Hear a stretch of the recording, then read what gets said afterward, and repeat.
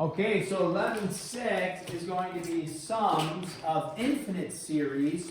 We talked yesterday,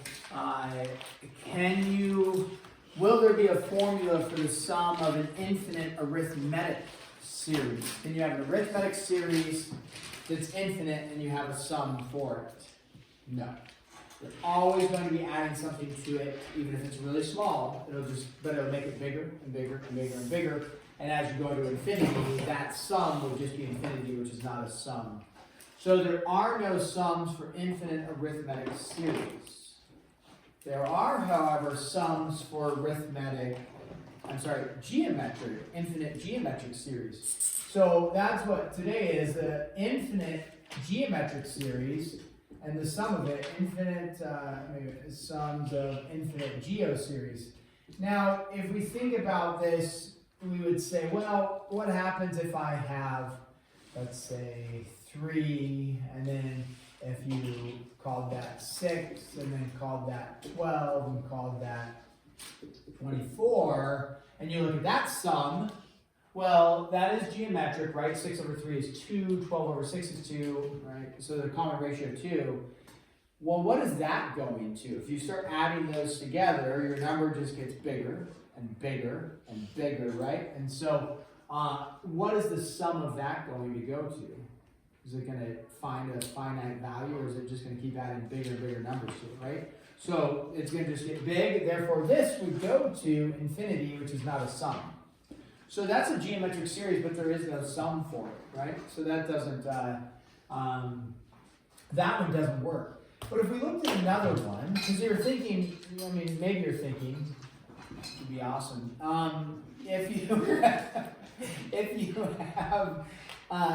If you're always adding something, won't it always get bigger and bigger and bigger, right? That's what, you're adding something, so it's getting bigger. So let's take a look though. What if I have, let's go with 2 plus 1 plus 1/2 plus, what's the pattern? So it's half. Half, right? So then a 4th plus a 8th plus a 16th plus a 32nd plus ... Okay. So if I look at this, the first, you start adding up, right? 2 plus 1 is 3, right? That's an increase. 3 plus a half would be 3.5. That's another increase. And then you'll notice though, you have 2 plus 1 plus a half.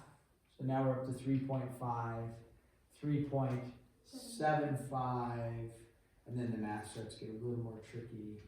0.125 on top of that, and then even less and even less.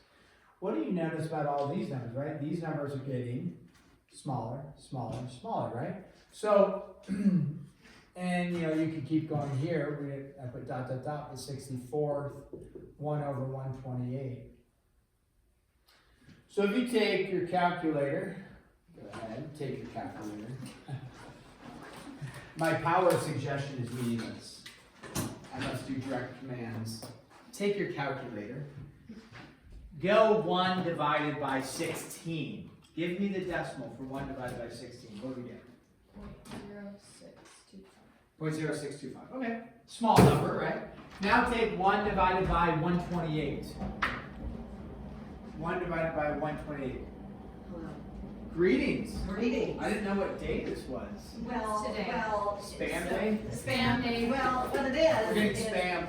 there was a contest that had to do with cans of food. Do you remember what that was? Come on. The food drive, yeah. The food drive. And did we win? No. Elementary did not win. Elementary didn't win? No, that's okay. junior high and high school won. That's why we're dressed like this, and we have a treat for you. Yes. You can choose. No way. You can choose either something sweet, which is what we are, have. or something a little salty. Spam is not sweet. But anyway, Nor I have is, service would you like sweet. candy Oh, bar? You want you it will. sweet. And there's Whoa. Right now it's the good stuff. We got Well, guys, pink this is candy like bars. for real, for real. This is Like- for real stuff. These are not. Oh!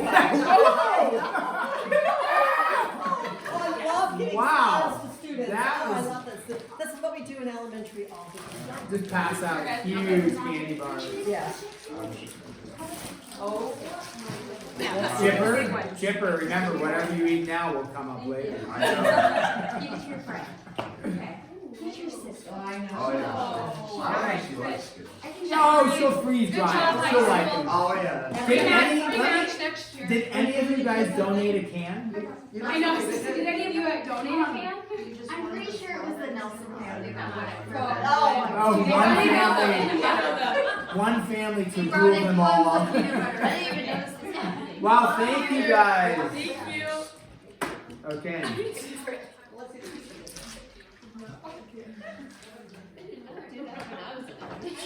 We celebrate our giving to the needy by stuffing our faces with candy. The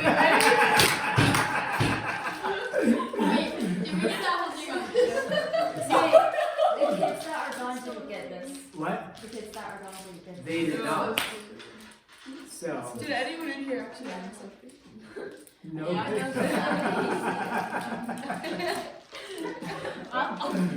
Oh man, it's awesome. You're like food drive? When was this? I only heard about this like yesterday on the PA because Mrs. Nurse announced it when I was doing TA. Yeah. And she was like, oh, high school wants so they get a bunch of candy.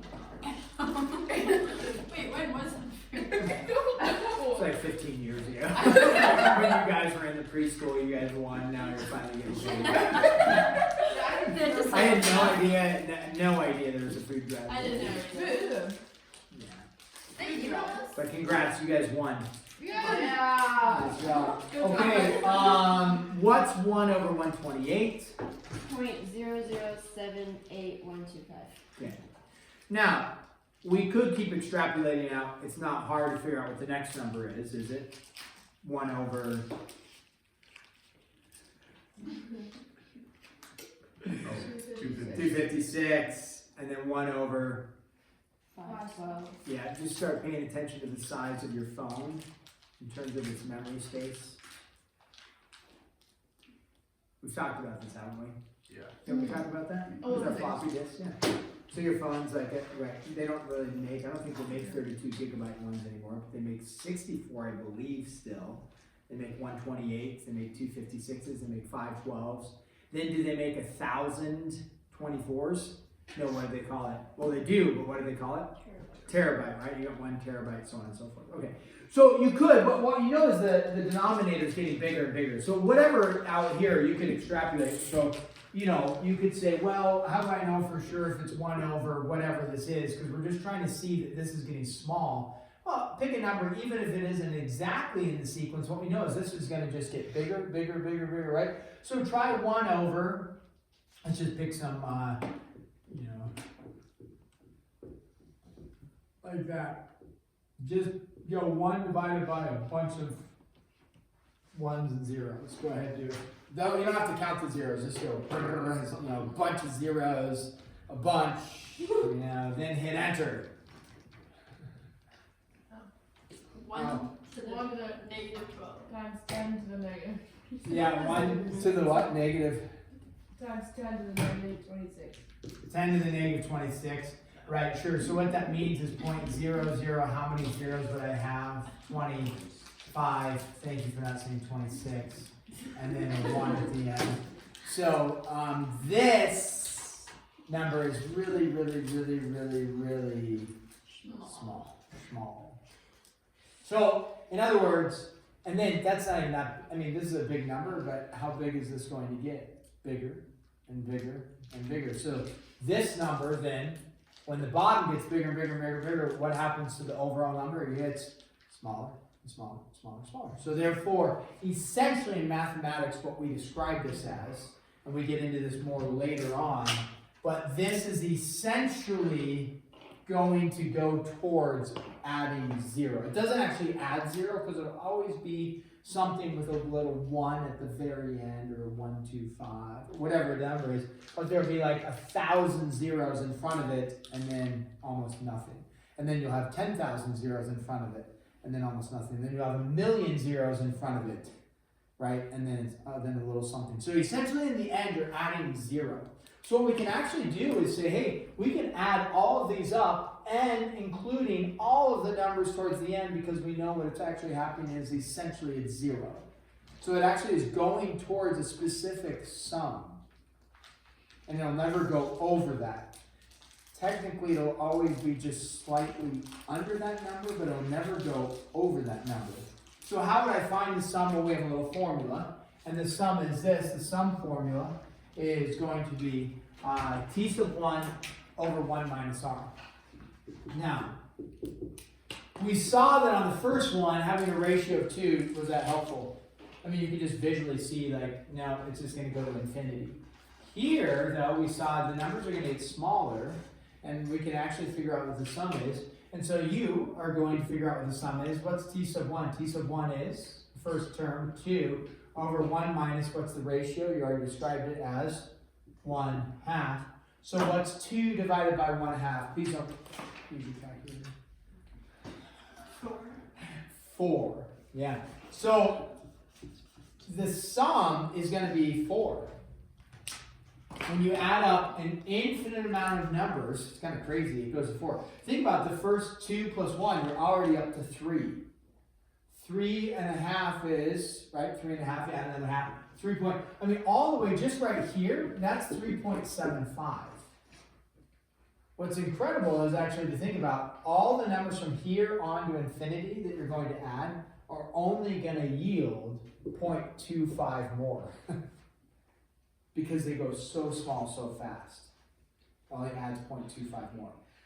Technically, the sum, there's actually 3.9999999, so on and so forth. But essentially, we just say it goes to 4. So we say, hey, what's the sum of this? It is 4.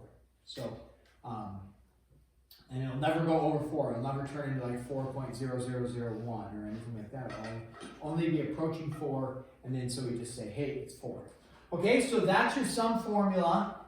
How do you know it's with geometric? Well, easy. It's a ratio. You know it's not the sum of a specific set of numbers because it's not S sub n. There's no n, like 10 numbers in a series. So that would be for infinite geometric. Now, what do we know about a ratio? Can our ratio be 2 and it'll work out?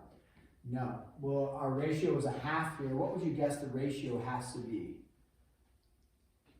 for this to actually work? The ratio can't be anything because we just analyzed it can't be 2. R was 2 here, but we can't. It doesn't work to go to a sum. R was 1/2 here. It worked to go to a sum.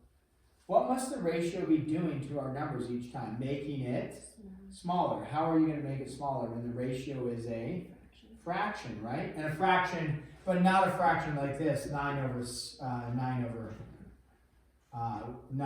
2, right? Is that going to be making it smaller? No, because that's 4.5, so it's going to make it bigger. So when it's a fraction, but I think we're thinking that it's a fraction less than 1, right? But what if it was a fraction like negative 10? Negative 10 is less than 1, right? So in other words, it has to be greater than 1, less than negative 1. Another way you may see this is absolute value, chapter 2. Absolute value is less than, it turns into an end statement. So you might see in some sort of notation, the ratio has to be, absolute value has to be less than 1. Well, what does that mean? It has to be less than 1, greater than 1, some sort of fractional value. Okay? So if it's not that, then there is no sum to it. So let's do a couple problems here. What if you have, find the sum of these. 1 over 2 minus 1 over 3 plus 2 9ths minus 4 27ths plus dot dot dot. All right, what is the sum of this? Go ahead. Figure out the, you can pretty hopefully check and see that it's not a common difference. So we know it's not arithmetic. So then you would check to see if it's geometric. I mean, they tell you it is, but you would check to see if it's geometric by finding if it has a common ratio. So go ahead, find the common ratio. And then once you find the common ratio, then all you do is you take your first term divided by 1 minus the common ratio. pay attention to the signage. Is the signage going to make this positive or negative? Right? The common ratio can be negative. That's fine. Have a common ratio of negative, which it would be. Is anybody getting the common ratio? What is our common ratio? Negative 2/3. Negative 2/3. Okay, so Catherine's stating R is equal to negative 2/3. That matches that that's a ratio greater than -1 but less than 1. So we should be able to find the sum. And then you would go S is equal to 1/2 divided by 1 minus a negative. Remember, the formula is 1 minus, and then it's a negative 2/3.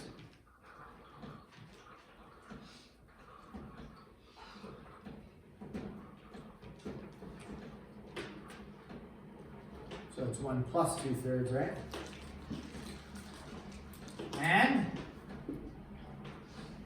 what do we get? 3/10? Yep.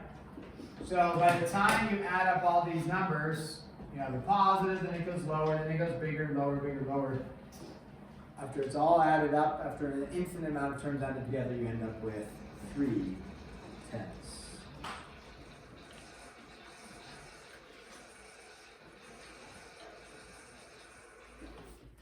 Okay, you're going to have a couple problems that will look like this. They are going to say for the geometric series find S sub 1, S sub 2, S sub 3, S sub 4, and S sub 5. Now what does S stand for? S stands for the sum, right? And then, so S sub 1 stands for the sum of one term, S sub 2 stands for the sum of two terms. So what they want you to do is they want you to use this idea to, which we kind of already, talked about this, but, okay, they want you to find the sum and then use the idea of seeing what these go to then identify what is S, okay? S meaning what is the sum of all of the terms. Okay, so you're going to approximate S and then you're going to use the formula. So S sub 1 is really easy. This is just to help you understand that what you're doing is you're adding really small numbers in the end, and you'll see how it barely changes as you add more numbers. So S sub 1, hopefully this would be easy. S sub 1 is 1/3. That's it, because you're only adding one term. Okay, now you get your calculator out. This is good. What is S sub 2? S sub 2 simply means you're adding two terms together. So what's 1/3 plus 1/9? You can do it. I believe in you. Calculator, no calculator, should be able to do this one. What is it going to be? 4/9. All right, S sub 3 equals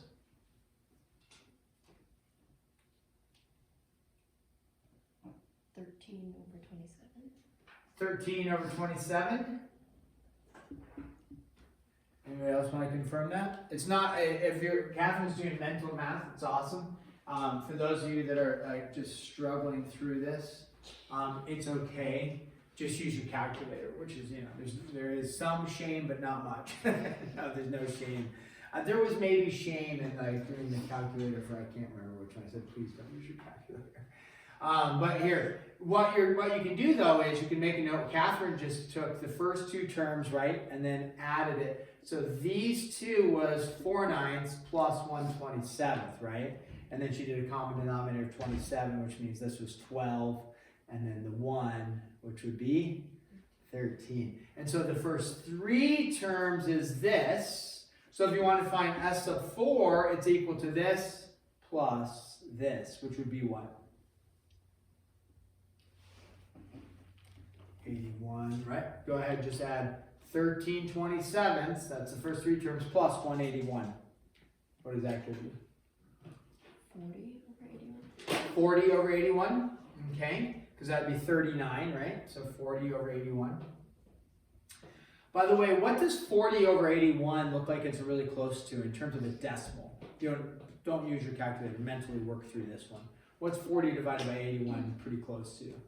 A half, right? We're getting pretty close to a half. It's going to be just under a half, right? So now let's do s sub 5. You're like, well, I don't know. The first 4 terms were this. That's 40 over 81. Well, what's the next term? They don't give it to you, but can you find the next term? What is it? I'll write it up here once you give it to me. 243. Yeah, 243. So you're going to take this plus 1 over 243. And what do I end up with? 121 over 243, which is also really close to 1/2. Okay. So if you if you had to guess what the sum is, what would you guess the sum is?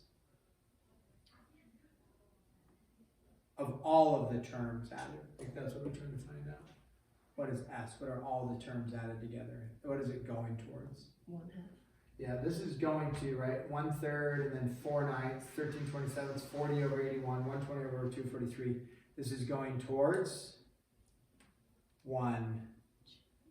Yeah, it's going to go towards 1/2. So, take your formula. Our guess is S is about 1/2. That's our approximation when you add up all the terms. Take your formula. S is equal to T sub 1. Which is 1/3 over 1 minus, what's the ratio on this? Because that we're plugging into this formula. 1 minus R, what's our ratio? 1/3. Yeah, 1/3. So S is equal to 1/3 divided by